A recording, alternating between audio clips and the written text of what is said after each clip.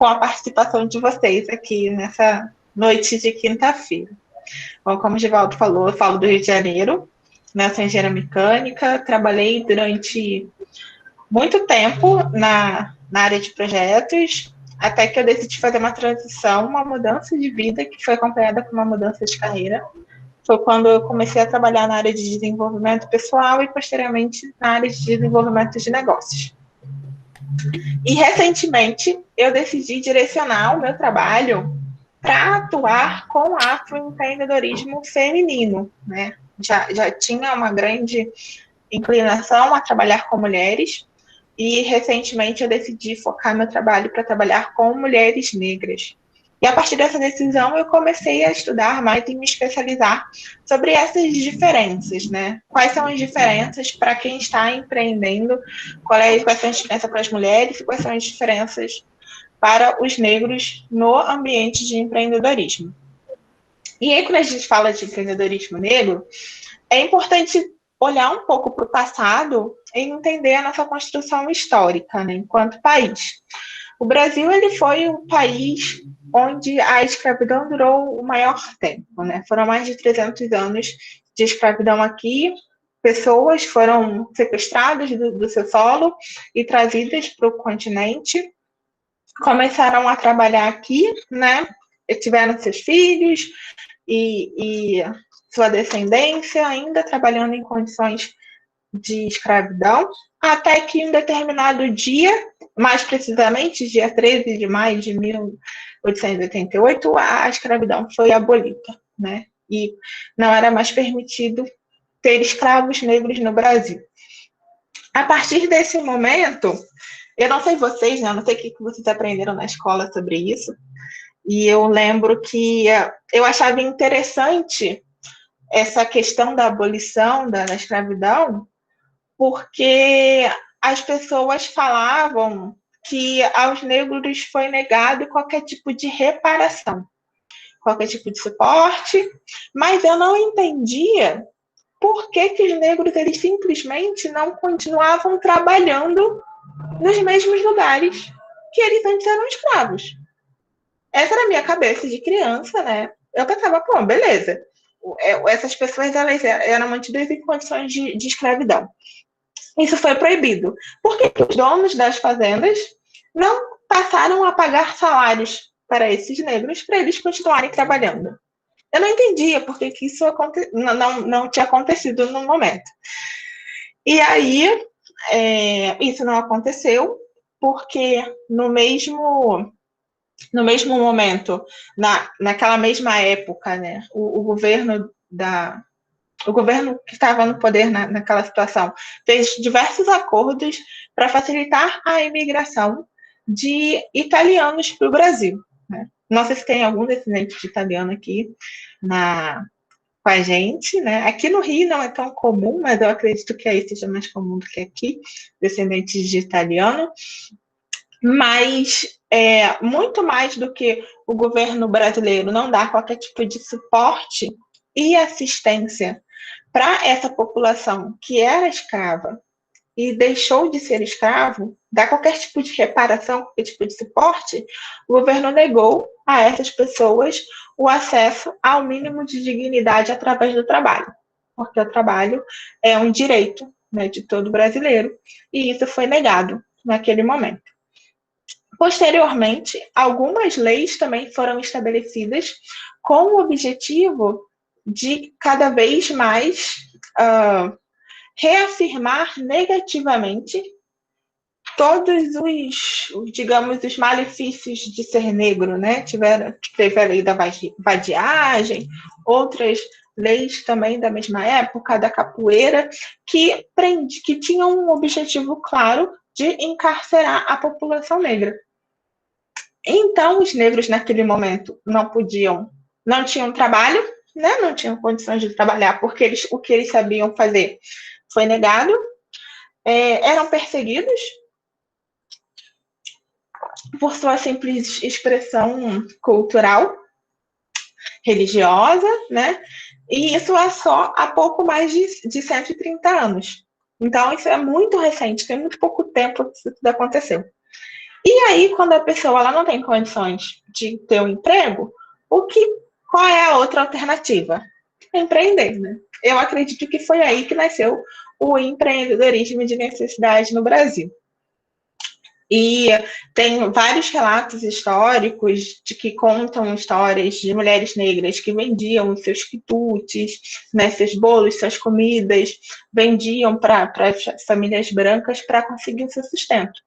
Então, essa ideia do empreendedorismo, de agregar valor em algo com as suas próprias mãos, é algo que faz parte da cultura negra aqui já em solo brasileiro, né? Olhando um pouco mais atrás, olhando para as sociedades africanas, isso também faz parte, os mercados, as trocas de mercadoria, mesmo antes da introdução de moedas, isso tudo faz parte da cultura africana também, pensar sobre empreendedorismo nos mais diversos povos lá no solo africano, mas aqui no Brasil também faz parte da nossa história, do povo negro começar a empreender.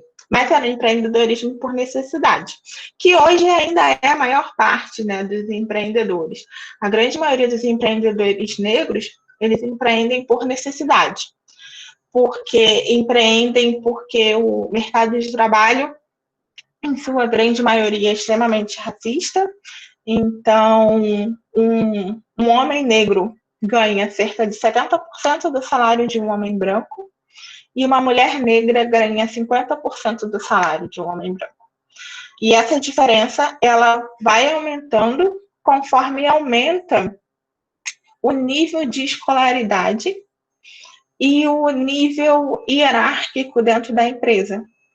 Então, os cargos de maior responsabilidade, de maior importância e, consequentemente, de maiores salários, são os cargos onde, se houver uma pessoa negra ocupando, a diferença de salário é maior entre brancos e negros.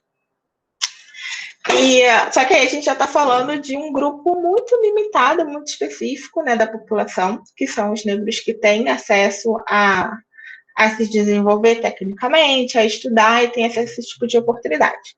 E a grande maioria do empreendedorismo negro, ele acaba focado no empreendedorismo de oportunidade, de necessidade, aquela coisa das pessoas que não conseguiram um emprego, não conseguiram se colocar no mercado de trabalho, e por isso vão empreender para poder ter o seu sustento. Para essas pessoas, eu acredito que o grande objetivo delas ao empreender é a sobrevivência mesmo, né? Então, eles estão empreendendo para poder ter o seu sustento, conseguir sustentar a sua família. Eu acho, não sei vocês, mas eu acredito que esperar qualquer tipo de posicionamento racial para uma pessoa que ainda está pensando na sua sobrevivência é um pouco demais, né? A gente pensa na pirâmide de Maslow, essas pessoas muitas vezes ainda estão ali na base da pirâmide, ainda buscando o básico. E, felizmente, existem cada vez mais associações, entidades, editais voltados para ajudar essas pessoas a continuarem tocando seus negócios, continuarem tendo seu sustento. Mas existe um outro grupo também de afroempreendedores que não é tão falado, que são as pessoas negras que tiveram acesso a uma boa educação, que conseguiram concluir uma faculdade e escolhem empreender. Aí já é um empreendedorismo de oportunidade. O percentual, ele é menor? Sim, mas é uma realidade. E essa é uma realidade que durante muito tempo ficou escondida, porque não se falava sobre isso.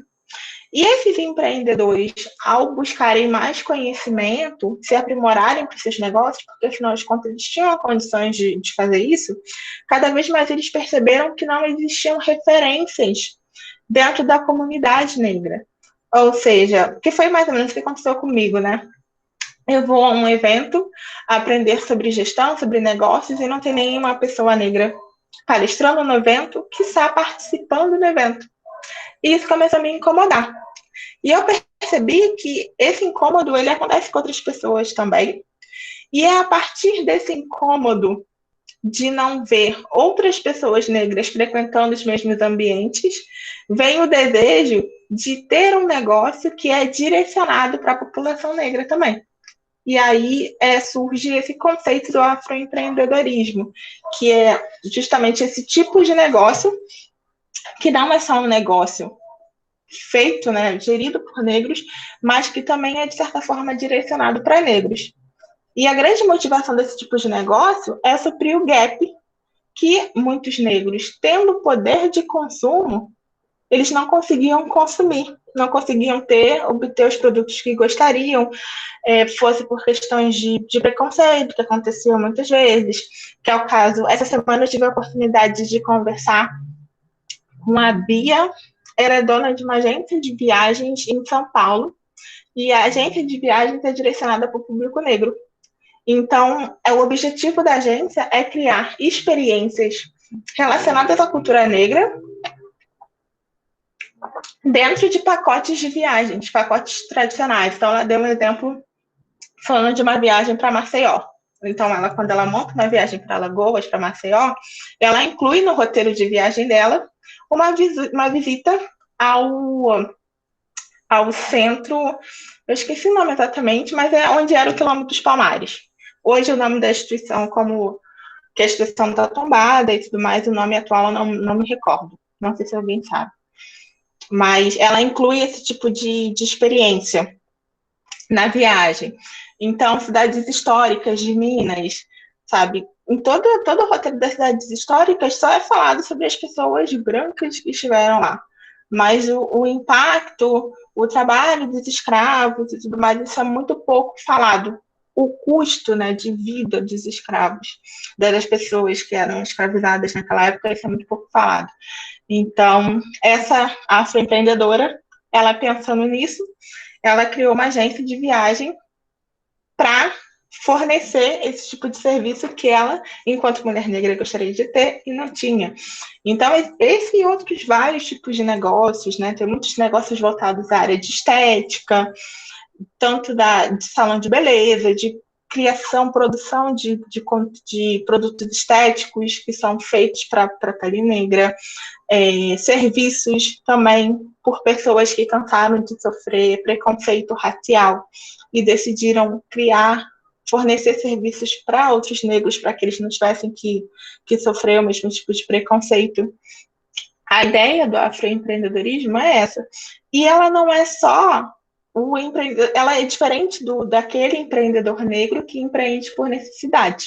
Então, esse é o primeiro conceito que eu gostaria que vocês tivessem em mente, sabe? Porque a primeira normalmente, o começo de uma conversa sobre empreendedorismo negro acaba caindo nesse empreendedorismo por necessidade. Mas essa não é uma realidade única. Principalmente quando a gente fala sobre afroempreendedorismo, sabe? Eu acho que são muito mais pessoas que querem que tem essa identidade racial, tem essa dor, essa necessidade de representatividade e decidiram fazer alguma coisa para trabalhar em cima disso e oferecer os serviços que a população negra precisa. E só que esses empreendedores, por mais que eles não tenham dificuldades financeiras, muitas vezes, eles têm um certo nível de conhecimento, eles também precisam de mais suporte, né, para empreender.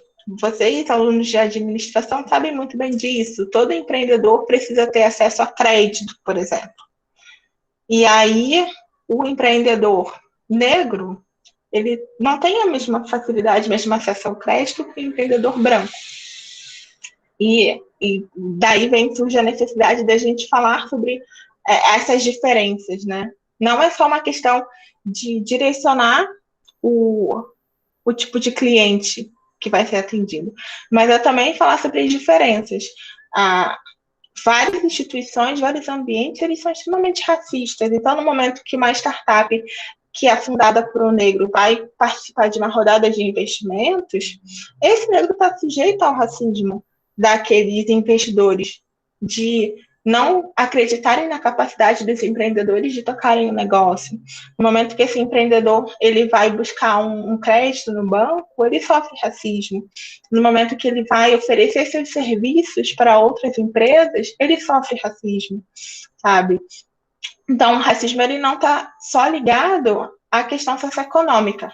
O racismo, ele, infelizmente, ele está presente em todas as classes sociais no Brasil. E as consequências do racismo atrapalham muito os negócios dos negros, né? Porque eles não têm acesso às mesmas oportunidades, aos mesmos benefícios que os empreendedores brancos têm. Por isso que é importante a gente falar sobre isso. E aí eu quero saber o que vocês têm a falar sobre isso agora.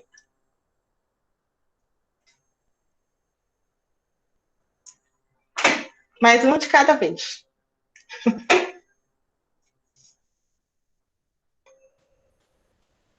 Alguém quer dar alguma contribuição, fazer alguma pergunta para a Deise em relação ao que ela mencionou até o momento?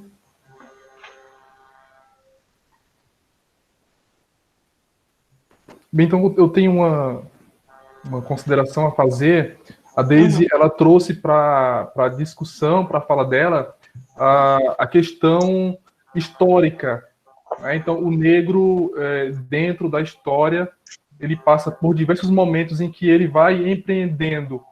E aí eu trago a realidade da Bahia, né? A Bahia normal e a Bahia em tempos de carnaval, né? Então são momentos diferentes. Na perspectiva histórica, eu já li em algum momento que as primeiras mulheres que foram escravizadas após libertas, elas começaram a vender frutas, né, e também acarajé. Então a venda do acarajé é uma atividade que se mantém até hoje e se encaixa bem nessa discussão do afroempreendedorismo, porém surgiu como necessidade, né? Ficaram sem emprego, sem estrutura social econômica, então precisavam empreender. E a venda de frutas e acarajé, cocada, foram atividades assim que, digamos que principais na vida dessas pessoas. Outro momento que nós temos que é bem atual, mas que eu sempre trago isso para discussão quando eu falo desse contexto da Bahia, é que no Carnaval, se a gente faz todo o percurso ali do Pelourinho até a Barra Ondina, nós temos diversos ambulantes vendendo cerveja, refrigerante, água mineral, né? Enfim. E tem uma coisa muito interessante, que essas pessoas que estão vendendo esses produtos são pessoas negras, a maioria mulher. Então, observem que, a depender da região, né, nós vamos começar a caracterizar esse afroempreendedorismo. Então, a situação da mulher dentro desse contexto, que atividades, digamos, são ocupadas por essas pessoas. Então, tem uma visão muito mística, né, do carnaval, que todo mundo está se divertindo. Não. Quem está dentro da corda, que comprou abadá, são as pessoas brancas. É claro também que tem as pessoas negras, mas em termos de empreendedorismo, vocês, quem já esteve em Salvador ou que um dia for participar do carnaval, vai perceber que são as pessoas negras que estão vendendo ali como ambulantes. Então, aquele cenário que surgiu lá após a escravidão, ele continua. Mas os produtos, né, a formatação, ela tem outra roupagem, mas a realidade do negro, ela ainda permanece.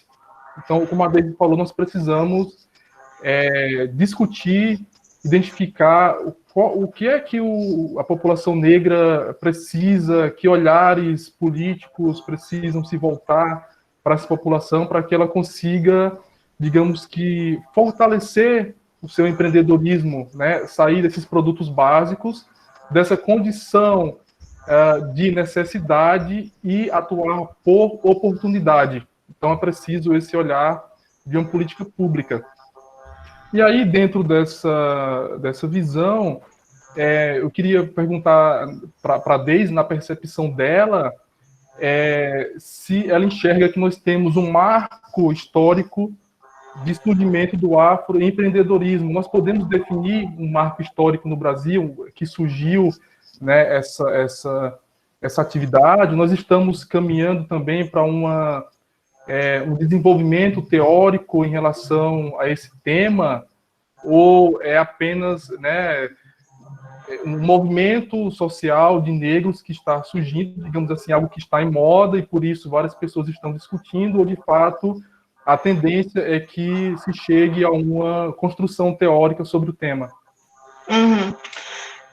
Eu tenho pensamentos conflitantes com relação a isso, de até que ponto, quando você fala, por exemplo, da mulher negra que está trabalhando no Carnaval de Salvador, até quando essa mulher ela está empreendendo, é uma escolha, e ela deve receber treinamento, capacitação para desenvolver esse negócio, ou até quando é um tipo de trabalho precarizado e quando, na verdade, essa mulher ela gostaria de ter um emprego, sabe? Porque eu acho que cabe muito ainda à sociedade brasileira de quando olha para empreendedores negros, né? Aquela velha história de superação. Todo mundo adora uma história de superação. Só que a superação ela não deveria ser o padrão. A gente não deveria bater palma para histórias de superação, sabe? Para a pessoa que sofreu durante muito tempo na vida e conseguiu alcançar algo, tipo, sair, né? Como as pessoas gostam de perguntar, e como você driblou o racismo, como você saiu do sistema. Não deveria ser tão difícil. A gente precisa mudar um pouco o foco e ao invés de olhar e falar, nossa, uau, que pessoa esforçada ela conseguiu, tá vendo? Com um pouco de esforço todo mundo consegue. Não, não é assim. A gente tem que olhar para o que é essa dificuldade e o que essa dificuldade está impedindo as pessoas de conquistarem, o que essa dificuldade está fazendo, está impedindo os negros de conquistarem. E aí, olhando para esse exemplo que você deu, Givaldo, da mulher negra lá trabalhando em Salvador, sabe? Eu hoje, durante muito tempo, eu pensei, né, de que essa mulher ela precisa de um apoio, precisa de fazer um curso do Sebrae e tal, precisa de conhecimento sobre negócios. Mas será que é isso mesmo que essa mulher gostaria de ter? Será que ela gostaria de estar empreendendo? Será que é uma escolha? Ou isso é só reflexo da política corporativa, da falta de oportunidades de emprego, da falta de qualificação para o emprego? E falando sobre as discussões atuais, discussões raciais, eu espero que isso não seja algo momentâneo, né? Que a gente continue falando sobre isso. E porque cada vez que a gente discute sobre isso, há uma ampliação dos pensamentos e das ideias. Então, não só no que tange a empreendedorismo, mas eu vejo muito essa discussão sobre também o acesso ao mercado de trabalho, a diversidade dentro das empresas, a própria academia, né? O acesso aos cursos de graduação, de pós-graduação, o relacionamento entre aluno e orientador. Infelizmente, o racismo está em todos esses ambientes. E a gente precisa discutir sobre isso. E eu, sim, espero que esse seja só um começo de cada vez mais discussões sobre esse tema, para que a gente consiga diminuir a influência do racismo nesses ambientes, para que as pessoas possam, de fato, ter escolhas, sabe? Eu escolhi fazer isso, e não estou fazendo porque eu não tenho escolha, não posso fazer nenhuma outra coisa. A Glaucia queria fazer uma pergunta, né? Isso. Isso, olá, boa noite, tudo bem? Oi, Givaldo, Deise, tudo bem? Cheguei um pouquinho atrasada aí, não sei se você já comentou alguma coisa sobre isso, mas parabéns pela fala até o momento, né? Acho que as discussões são bem importantes, a gente precisa ter isso sempre em mente. E, Givaldo, parabéns pela iniciativa aí, né?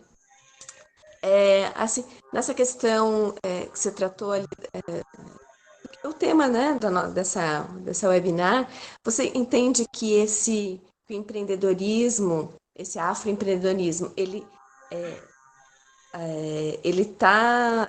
existe existe uma rede de cooperação, uma rede cooperativa, uma rede colaborativa para isso, ou ainda não, ou está muito incipiente, né? E essa rede colaborativa é formada por quem? É formada por negros. Quem está participando dessa rede colaborativa? A ideia do afroempreendedorismo tem como objetivo fortalecer a movimentação financeira entre a população negra. Então, é mais do que uma rede, é um ideal. Né? Porque quando a gente olha para os judeus, por exemplo, existe aquela fama, né, de que todos os judeus são muito saudáveis financeiramente, e um dos principais motivos para isso é que eles têm esse sentimento de comunidade muito fortalecido. E eles sempre dão preferência para consumir de pessoas da mesma comunidade. E a comunidade expandindo esse conceito, o conceito geográfico. Né? A comunidade judaica ela é formada por pessoas que têm as mesmas crenças e a mesma origem, independente de onde estejam localizados geograficamente. E a ideia do afroempreendedorismo tem um pouco disso também, porque os negros no Brasil correspondem a 52% da população. Tá? E por mais que a maior parte dessa população esteja nas classes econômicas mais baixas, existe um grande poder econômico aí. E esse poder econômico, ele não está sendo utilizado para favorecer outros negros. Ele não circula dentro da comunidade negra. Então, a ideia do afroempreendedorismo vem também de gerar essa reflexão, essa consciência de, poxa, eu posso vender para o outro negro. Eu, como negro, eu tenho problemas, passei por problemas, passei por dificuldades por ser negro. Então, outros negros também passam por esse mesmo problema. Então, deixa eu vender um serviço para o negro, porque, assim como eu quis comprar, outro negro também pode comprar. E aí vem também o conceito do Black Money, que é muito forte nos Estados Unidos, e nos Estados Unidos apenas 14% da população se declara negra. Enquanto aqui no Brasil, mais de 50% da população se declara negra.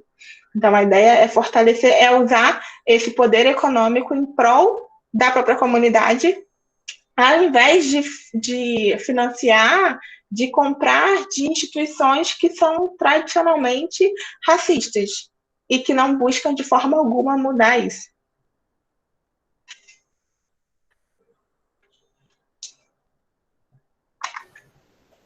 Ok, obrigado, Deise. Temos agora a pergunta, então, do Juliano. Isso aí. Oi, gente. Boa noite. Boa tarde, professor. Boa tarde, Deise. Tudo certo? Então, eu moro aqui em São Paulo. Não sei se vocês já ouviram falar de um lugar chamado Galeria do Rock. É um espaço que, assim, tem muito empreendimento de pessoas pretas, né?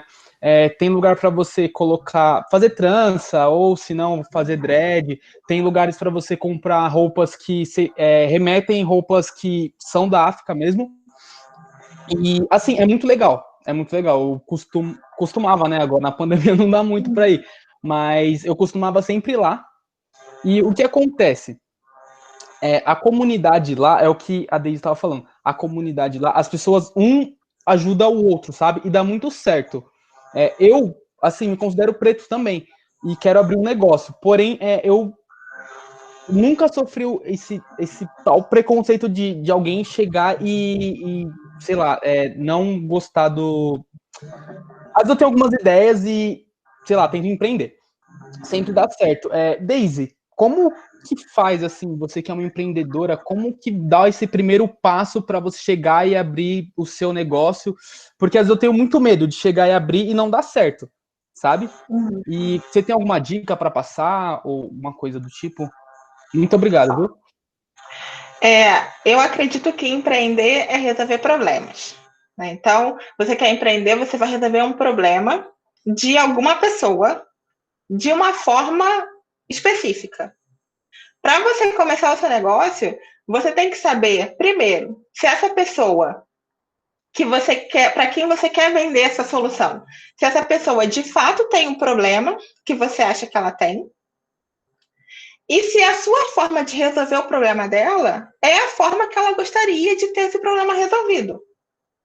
E a única forma de você fazer isso é fazendo um protótipo, fazendo um MVP, criando um produto ou um serviço para validar essa sua ideia. Então, para você começar a empreender, é começar. Você tem que ir para começar de uma forma mais segura, é pensar no MVP, que é, vou dar um exemplo. Eu quero abrir uma agência de viagens. Tenho uma ideia de abrir uma agência de viagens. Aí você pensa, abrir uma agência de viagens? Péssimo exemplo para a pandemia, né? Mas tudo bem. Eu quero abrir uma agência de viagens. Então, para eu ter uma agência de viagens, eu preciso de uma loja no shopping. E aí eu preciso comprar tudo mobiliário, eu preciso contratar uma pessoa para fazer o primeiro atendimento, eu preciso de não sei o quê. E aí a gente começa a pensar já no negócio macro, sem saber se vai dar certo. Mas antes disso tudo, primeiro eu preciso saber se vai dar certo. Então, se eu quero fazer uma agência de viagem, eu vou pensar, qual é o público que eu quero atender? Eu quero fazer uma agência de viagem para as pessoas que gostam de viajar, fazer turismo de natureza. Então, eu vou montar um roteiro de turismo, um pacote para quem gosta de roteiro de natureza, e aí eu vou pensar numa quantidade mínima de pessoas para quem eu preciso vender esse pacote para eu validar a minha ideia. E para eu fazer isso, eu não preciso de nada, eu não preciso de loja, não preciso de contratar ninguém, não preciso de imóveis, nada disso. Então, essa é a ideia do MVP. É você pensar no mínimo produto viável para validar a sua ideia. E aí você valida, já faz um caixa e vai investindo aos poucos. Esse é o melhor jeito, na minha opinião, de começar um negócio. Sem grandes investimentos. Muito obrigado, eu anotei tudo aqui. Muito obrigado mesmo, viu? Obrigado pela dica. Beleza. Deise, aproveitando esse momento, né, de perguntas, interações, sabemos que no Brasil o Sebrae é uma grande referência quando se trata de empreendedorismo. Uhum. É uma organização conhecida pela sociedade, né, pelos empresários, pelas universidades, enfim. Existe alguma ação, algum programa específico do Sebrae que já vem trabalhando com essa temática de modo a fortalecer as ações voltadas para esse tema?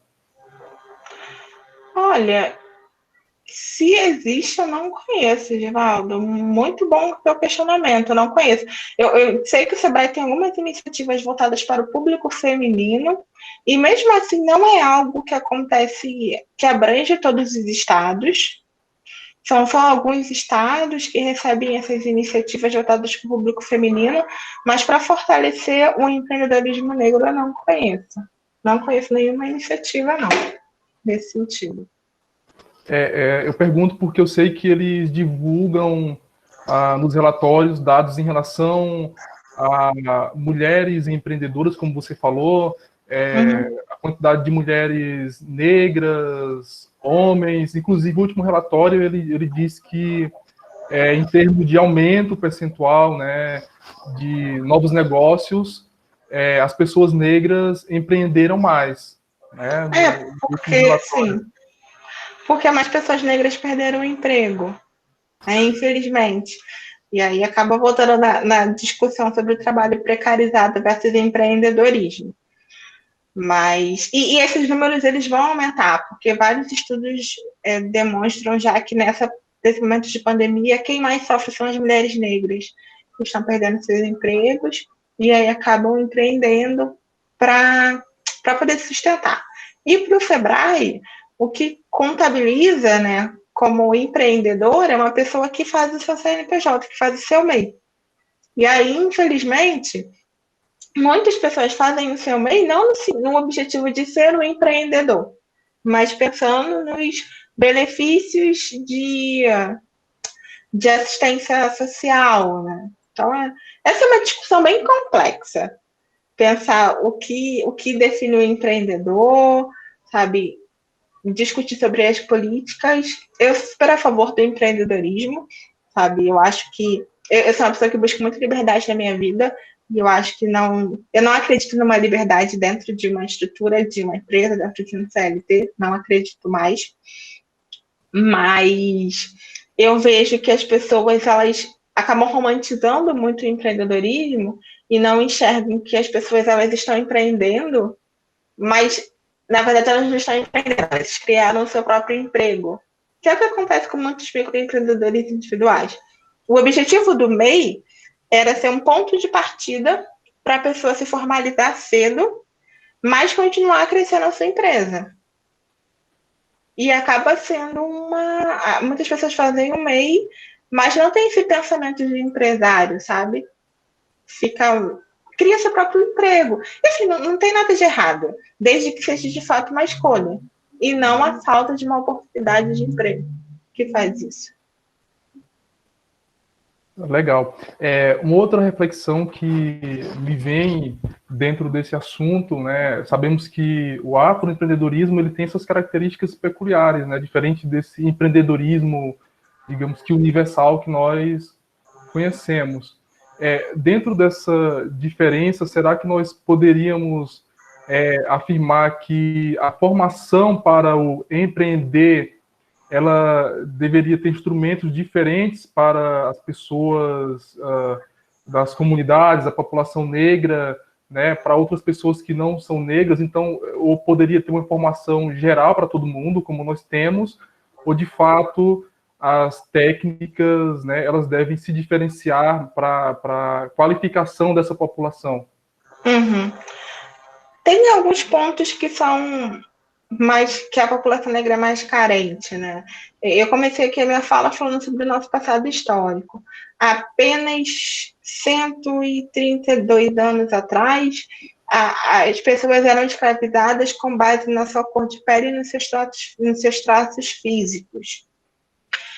Apenas por conta da sua cor de pele e dos seus traços físicos, seres humanos eram reduzidos ao nível de um animal. Eles perdiam seu status de ser humano, apenas por conta dessa cor de pele e dos seus traços físicos. E é muito pouco tempo para isso. Então, a população negra, de maneira geral, ela carece de um pertencimento, de um merecimento e, consequentemente, de autoconfiança. Autoconfiança é uma das características mais essenciais do empreendedor.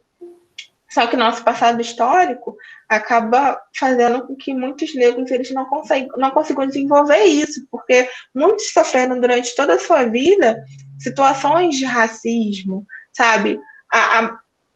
Uma pessoa negra, mesmo que ela não viva num ambiente de privações econômicas, toda pessoa negra, eu acredito, tem algum membro da sua família, alguém que passa por isso, sabe? Então vem aquele questionamento de, caramba, quem sou eu para querer empreender?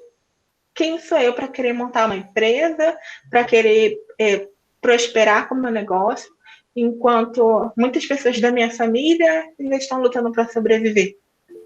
Esse tipo de questionamento é muito mais comum para a população negra do que para a população branca, porque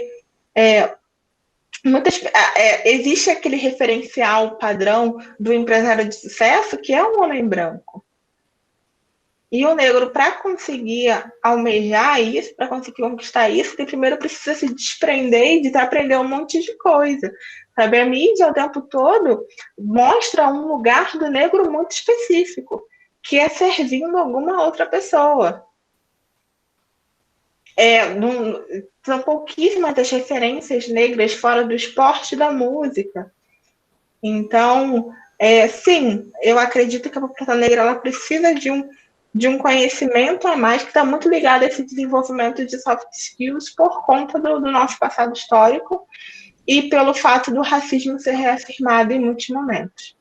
Sabe? Muitas pessoas sofrerem racismo durante muito tempo na vida e isso acaba gerando questionamento, sabe? Se realmente empreender é o melhor, se realmente aquela pessoa merece o sucesso que ela deseja ou não.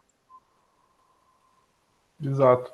O Diego está informando ali, né, que na Bahia nós temos um exemplo dessa modalidade, que é o mercado modelo. O mercado modelo, ele traz um empreendedorismo com base apenas na cultura africana. Então, como você fala, o negro, ele ainda atua nesse campo, trazendo, vendendo elementos ligados à sua história cultural, né? Então, como é que nós podemos furar essa bolha e ampliar a participação desse negro para que ele consiga levar para o mercado algo que vai além da sua cultura, né? E não apenas esses aspectos que estão ligados com o seu passado. Então, precisamos, de fato, qualificar esses negros, tornar o acesso à universidade, a cursos mais amplo, né? Para que ele consiga, enfim, expandir também os produtos que ele disponibiliza para a população. Sim. E também o racismo brasileiro, ele é velado, ele faz parte da nossa cultura. Eu costumo dizer que todo mundo é racista e machista, porque essa é a forma que todo mundo aprende a ser desde muito novo, sabe? Inclusive as mulheres negras. Eu falo aqui da minha posição de uma mulher negra, e a gente aprende, porque todas as pessoas tiveram acesso à mesma educação, infelizmente. E aí, quando uma pessoa negra ela tem acesso a uma educação racista, ela tem dificuldade de desenvolver a ambição que precisa para montar um negócio. Então, a primeira coisa para a gente conseguir mudar esse perfil do empreendedor negro é falar sobre racismo, é ensinar a história da população negra além da escravidão, sabe? Acabar com as estruturas racistas que ainda existem, acabar com as expressões racistas, com a falta de reconhecimento de toda a influência negra no Brasil, né? Tipo, vocês aí no Sul sabem muito melhor do que eu, tem várias datas comemorativas relacionadas à Europa e relacionada à África. Alguém conhece alguma? Não se fala sobre a ascendência africana, só se fala sobre a ascendência europeia. Desde aqui em Blumenau, nós temos, se eu não estou enganado, dia 25 de julho, ele é voltado para comemorar o Dia do Imigrante. E geralmente as organizações locais elas fazem alguma promoção, né, com essa data. Então, por exemplo, o shopping, ele vai fazer uma propaganda ali, uma homenagem para esses imigrantes. Eu lembro que há 2 anos eu fui a um shopping aqui na cidade e tinha lá uma mensagem de homenagem para esses imigrantes, e ali eles citavam os imigrantes que ajudaram a construir a cidade, que ainda estão, né, digamos assim, que ajudando, e aí eles colocavam as bandeiras dos países, né, desses imigrantes. Então tinha a bandeira da Itália, Alemanha, a Polônia e Portugal. E nós entendemos que o processo migratório no Brasil, ele continua, né? Aqui no Sul também. Por exemplo, agora nós tivemos um grande percentual de haitianos que migraram, né? Imigraram aqui para o Sul, para Blumenau, e que contribuem com a economia do local. Eles são uma força de trabalho, não só trabalho físico, mas também intelectual. Eu tive aula com um professor do Haiti de francês, que ele fala 7 idiomas, e ele já era engenheiro, né, formado lá no Haiti. Então, eles também têm uma contribuição cultural e intelectual com o município. Porém, naquele momento, eu não vi nenhuma menção a essa população naquela homenagem. E aí eu tive de fato que escrever uma mensagem para o setor de marketing do shopping, né, dizendo que os haitianos também são imigrantes aqui na cidade e que estão construindo a história do município, né, para que no próximo ano eles lembrem dessa população. Me responderam educadamente, claro, né, mas esse ano eu não lembro, né, se eles fizeram alguma divulgação sobre esse tema, mas de fato é difícil ainda, né, introduzir o negro, a cultura negra nesses espaços. Sim, e aí tem a questão ainda da intolerância religiosa. Eu não sei como é aí no Sul, mas aqui no Rio é um problema seríssimo que existe aqui. A intolerância religiosa que está muito ligada ao racismo, né? Porque são religiões de origem africana. Então, tudo que parece uma manifestação de uma religião africana é extremamente discriminado. E a gente não reconhece, a gente não fala de nada da cultura africana. Eu lembro, eu estive em Salvador, o Diego comentou aqui sobre o mercado modelo na Bahia. Eu estive em Salvador, foi em 2010, se eu não me engano. Foi em 2010. Passei 2 dias no carnaval em Salvador. E depois eu voltei de novo com a minha mãe. Acho que foi em 2013, se eu não me engano. Mas eu não tinha esse pertencimento. Por isso que quando eu falo que todo mundo é racista e machista, porque a gente tem a mesma educação, eu, enquanto mulher negra, eu não sentia o pertencimento de estar no estado com a maior população negra do Brasil e no local que mais resguarda a memória dos nossos ancestrais, dos nossos antepassados, sabe, da nossa ascendência. Eu não tinha essa consciência e isso passou batido por mim, né, de poder ter acesso a toda a memória, tudo que foi construído, né, de onde começou a construção do legado negro no Brasil, isso acabou passando.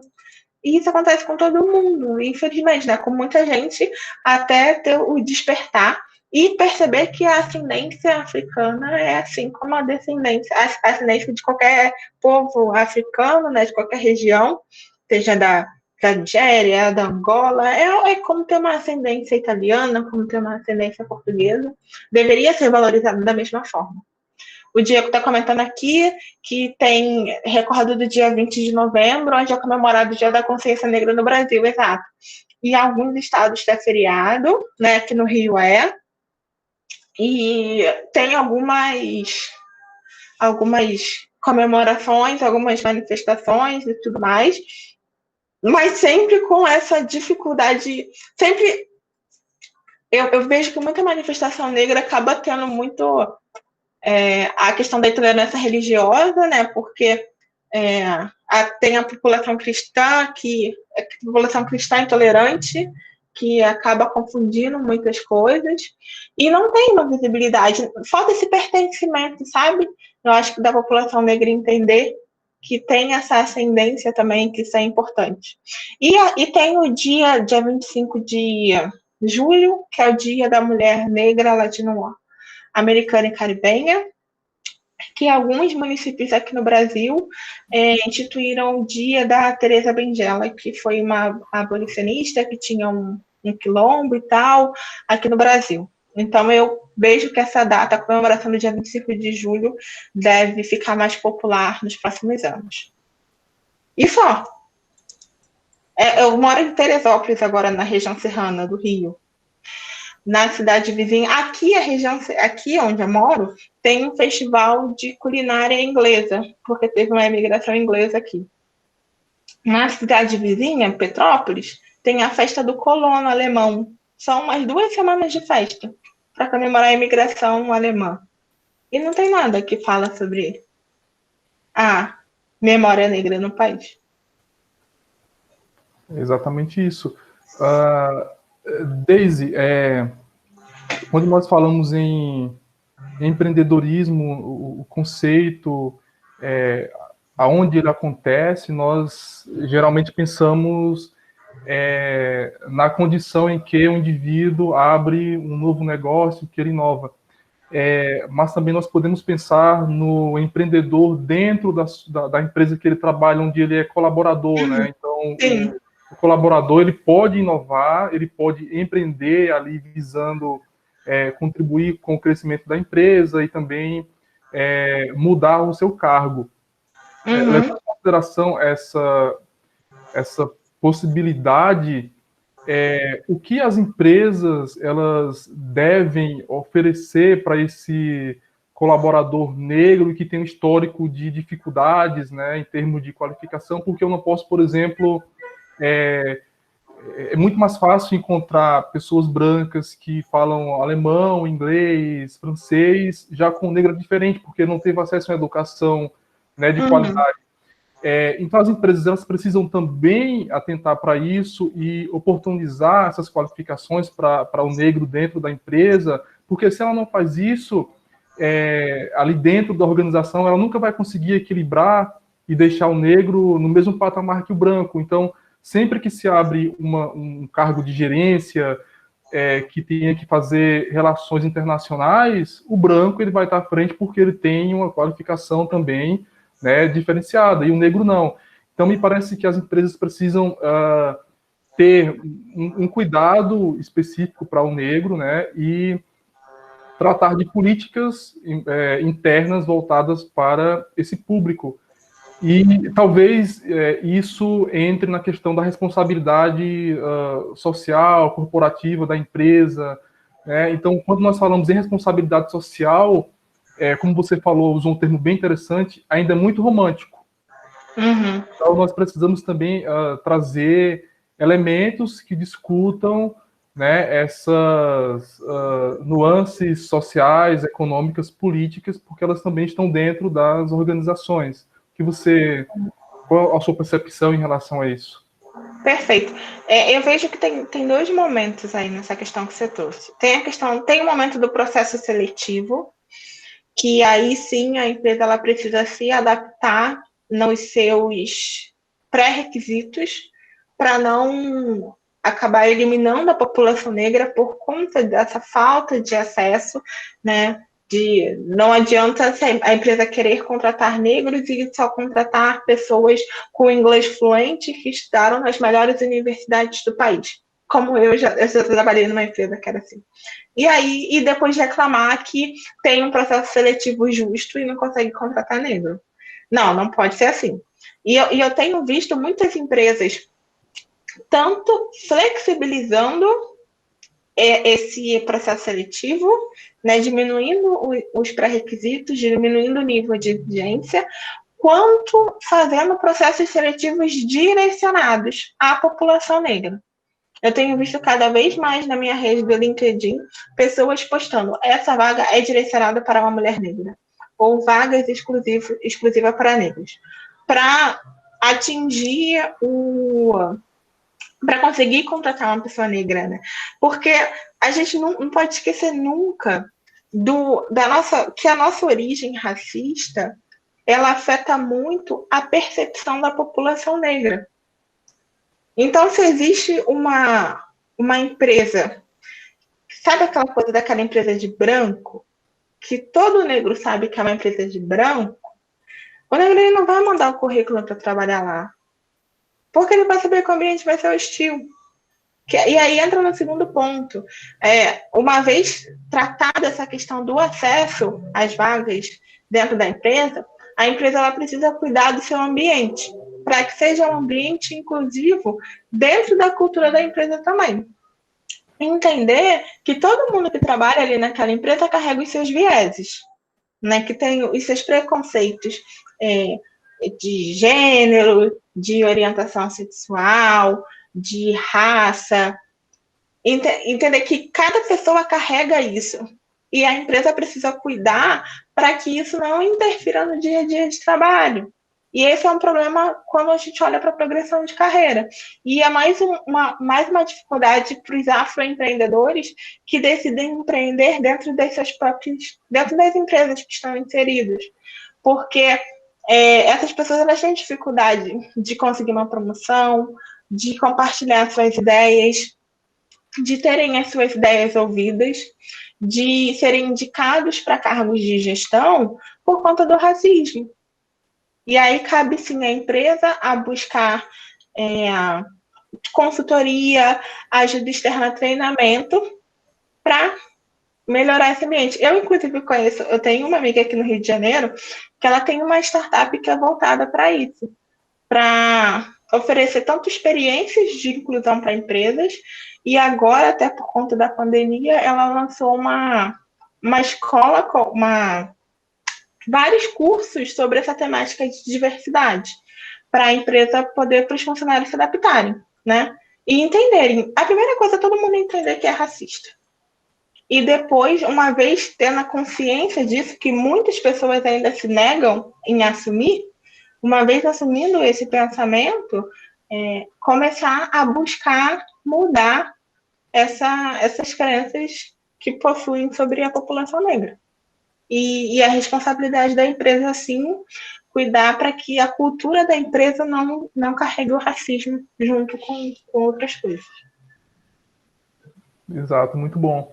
Isso também acaba interferindo nas emendas, como eu já te falei, né, dos cursos superiores, quando nós pensamos a disciplina gestão de pessoas.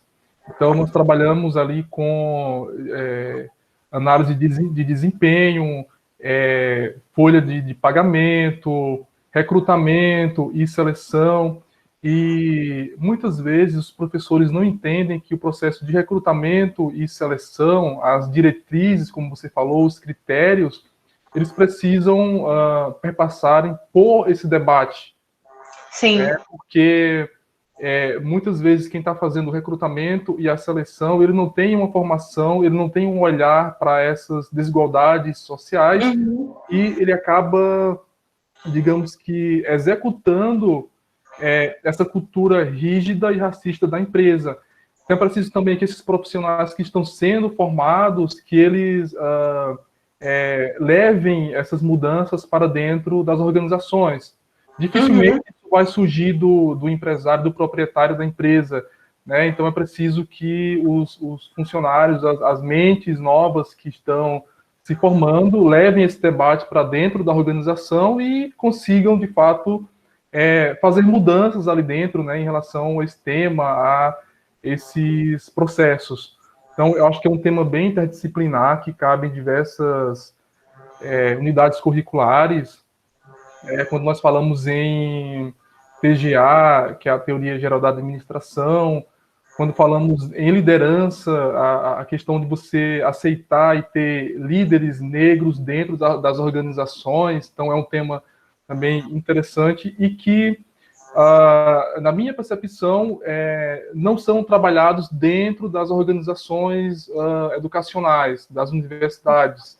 Então, a universidade ela se tornou muito tecnicista.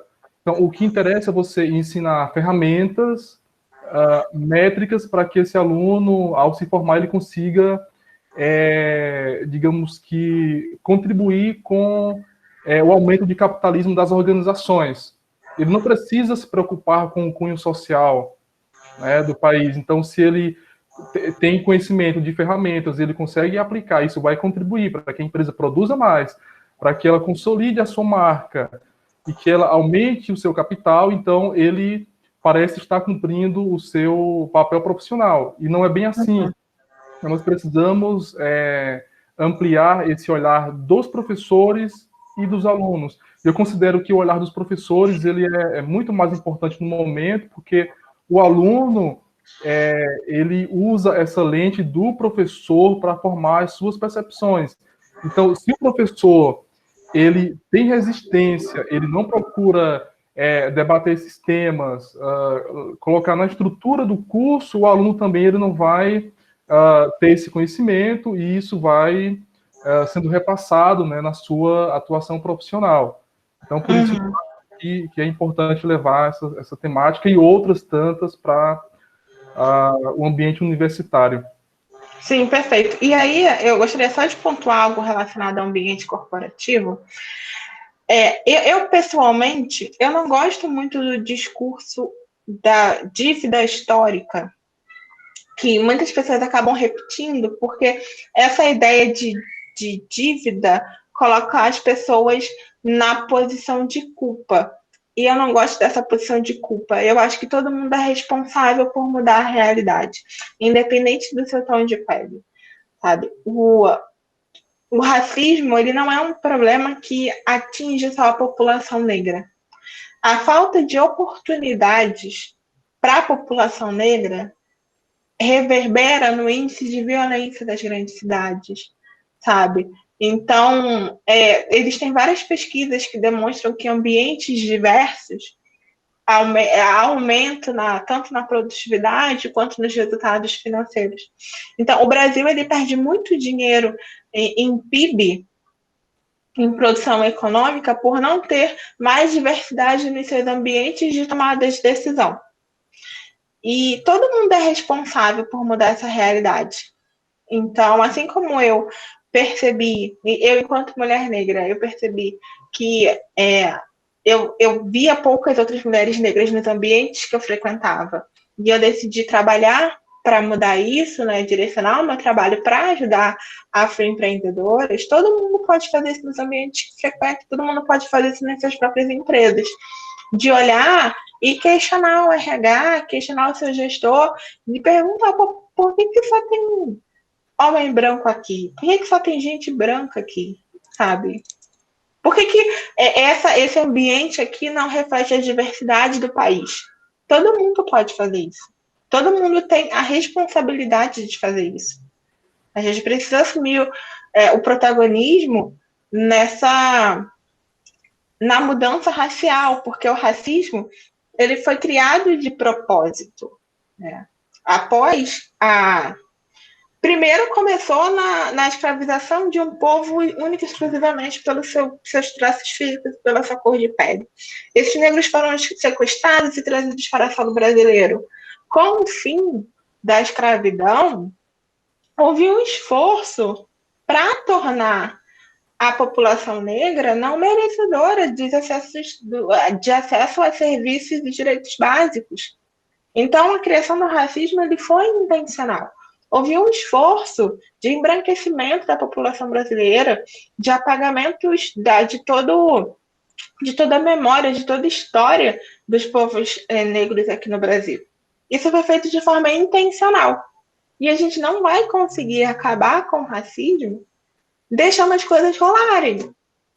Sabe? Tem que ser intencional, não dá para acreditar na meritocracia e no esforço. Não, é uma responsabilidade de todo mundo. Todo mundo tem que trabalhar para isso. É a única forma de mudar essa realidade.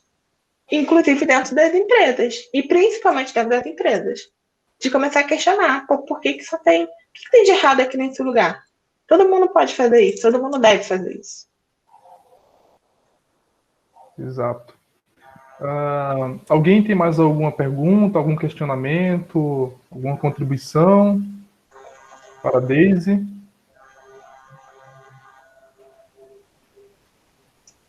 Bem, então eu creio que não. O Paulo abriu a câmera ali, mas não ligou o microfone. O Paulo quer falar. Ué, mas Paulo? Saiu agora.